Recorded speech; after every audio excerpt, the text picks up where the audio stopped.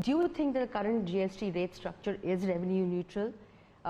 Because the trend of revenue is not really being very buoyant on that front has been quite visible. Of course, teething troubles are also tax reform. But what about the revenue neutrality of the rates? That's one, sir.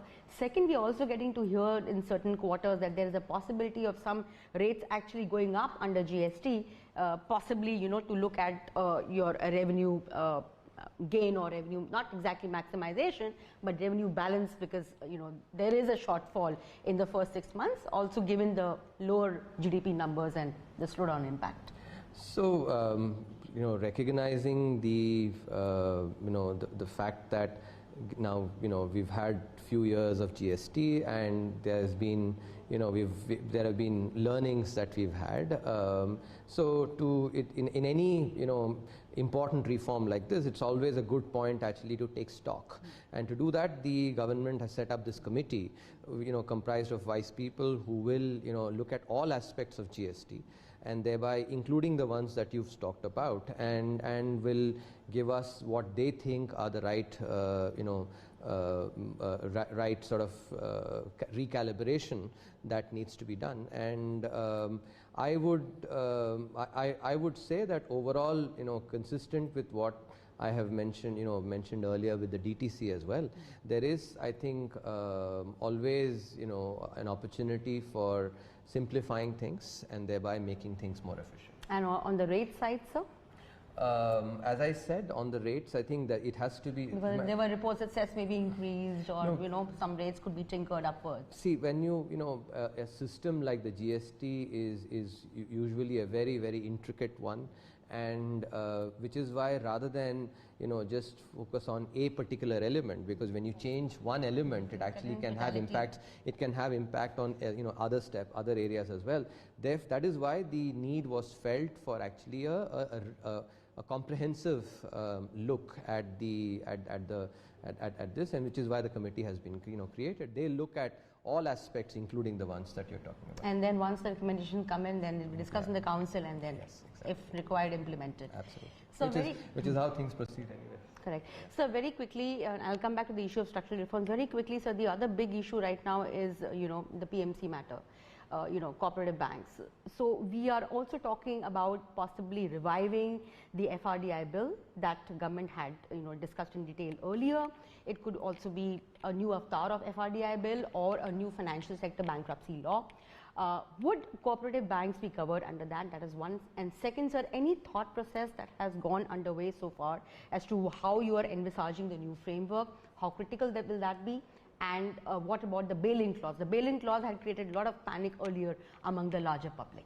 So, as this Secretary Corporate Affairs has clearly laid out, that bankruptcy for financial firms is indeed something that is important, and work is on that direction very intensively. The FRDI bill actually, and aspects relating to that, will definitely be considered.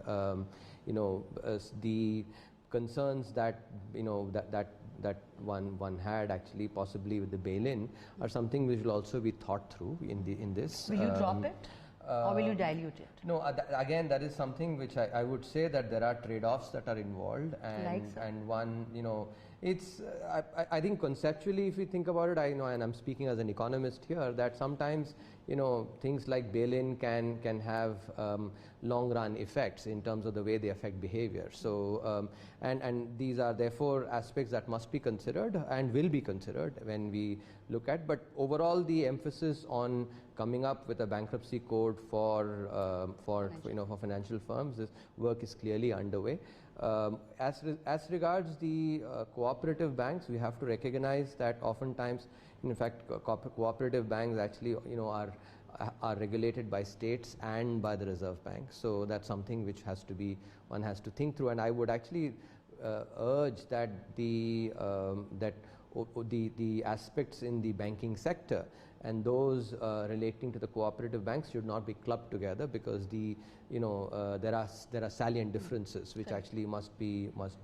So what's the thought process on as far as the cooperative banks are concerned, and will they be covered under the new FRDI bill? As I've mentioned, that actually it'll be difficult to club them together, because they are clearly regulated by two entities, and therefore this is something that has to be thought, that has to go into it. Okay, and anything further on that as of now? Because the indication was that possibly some law amendments will be looked at, but this is also a state subject, as you have rightly pointed out. Yes, so which is why I think this is some will need to be considered. Correct. And so also on the FRDI bill, this will be a new law where your public sector, the big banks and your insurance companies, systematically important institutions, deposit taking especially, including the big NBFCs, they are likely to be covered under the new bankruptcy law. And it's not the IBC only, because IBC will be looking at the smaller entities. So see, that is, again, I speak conceptually here. What we need is actually a bankruptcy process for financial institutions as well,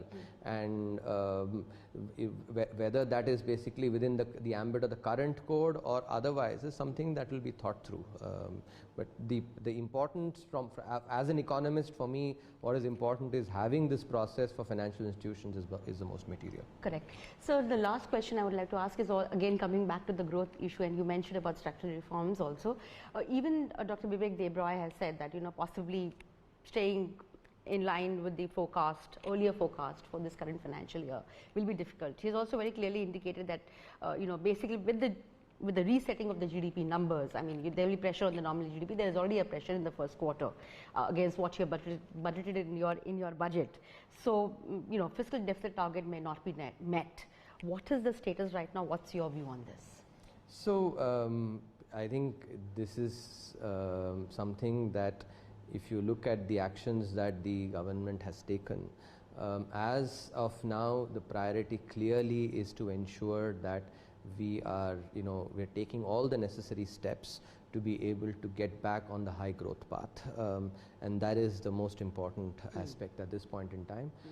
That said, the macroeconomy is always a delicate balancing act, and therefore even while keeping the impetus on growth, there are other steps, for instance the emphasis on disinvestment that is happening together with the extraordinary dividend that has come from the Reserve Bank, which will also help making sure that we basically keep our eyes on the fiscal deficit as well. I would say that at this point in time, the recognition is there that we need to do all that it takes to be able to bring the economy back on the high growth path. Okay, but then the resetting of the nominal numbers isn't that going to create a challenge? I mean, it's but understood. As I've said, and plus you need to take care of the economy. As that is the delicate balancing act that one has to do. But at different points in time, over short periods, priorities have to actually dynamically be looked at. And as I've already highlighted, at this point in time, growth remains actually the most important. So if need be, at some point in time, every target may not be very critical if you have to look at the growth priorities. As I've said, actually, it's a delicate balancing act, and we remain cognizant of getting that balance right. But it's at different points in time, different sort of short periods, we actually would emphasize different. As I've already said, the steps are being taken also on some of the non-tax front to ensure that we basically stay as much within ballpark as possible. Correct, sir. So also Finance Commission, very critical. Your next budget is going to reflect the recommendations of the may give an kind of an indication, because April 1 the new recommendations will roll out.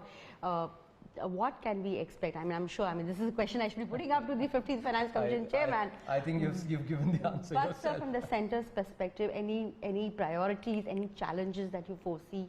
One or two major aspects that you would like to highlight. These are some things, the submission has been made to the Finance Commission, and I would not venture into this because it is something which is basically between the government and the Finance Commission. Right, sir. Thank you very much. And sir, sorry, one more thing. So 6.1 it is as per RBI. 5.9 to 6.1. I would say that there is, of course, there's some downward revision in our own estimates as well. But I would again emphasize that, as I said at the start, that the long run fundamentals, and I explained what those are a function of. Those remain not very different, and the IMF's own projection as well has reflected what I'm what I'm mentioning, that the next year, for instance, they still have projected at 7%. So that's the key aspect that we must focus on. Right. Thank you so much, sir. Thank you so much for speaking to CNBC TV 18. Pleasure.